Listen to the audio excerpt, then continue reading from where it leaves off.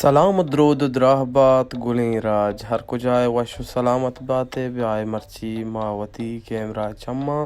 شمارا برج خلیفہ پیش داریں خاص کر میں ورناشیا بچارنت باقی 18 سالہ سے کم اور لیڈیز ان واسطہ نوٹ الاؤڈ تو پرچہ مارا دبئی ہے برج خلیفہ چند نظار کتا مات کے تے ہمدا وہ تھی چاروں کا نہیں واسطہ فقط ضرورت گا تو پلیز یعنی شیا یعنی بیچارے تو انجوائے بکنے یہ برج خلیفہ یعنی چند نظارہ گا اندازہ ماوتی کیمرہ چما شما نقش کتگا اور ادا ہرچ قوم ہرچ مذہب ہرچ رنگ ہرچ دانک کے تھیں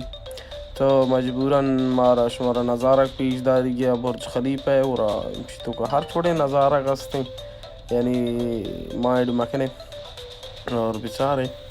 دیگه شمار الله وش و سلامت بکم چارو کن شما هر وقت مارا چاره پلیز لائک بدی هر وقت ویڈیو چاره پلیز شما کو یک ریکویسٹ ہے یعنی مدن لائک بدی اور کجا شما چار گائے مارا برچہ میں ہم دل بڑی بھی کہ واقعی مارا ہے کہ چار گائیں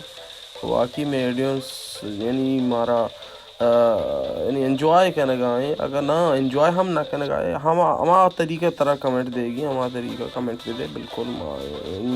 تی شریں کمنٹ یا خرابی کمنٹ تو لازم کمنٹ بھی دیے اور شیئر بکنے یعنی اگر شمارا واقعی واش لگ گئے یعنی بلوچی زبان ہے تو کا ولاگنگ دے گائیں تو شمارا واش لگ گئے دومی بلوچ سر ہم دین بھی دیے تھے اور لائک بکنے کمنٹ بکنے اور ہر وقت ہوتی بلوچ یعنی اگر ہم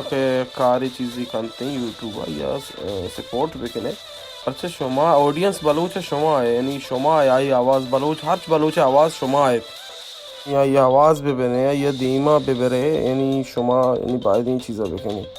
باقی اسی کہ برج خلیفہ ہیں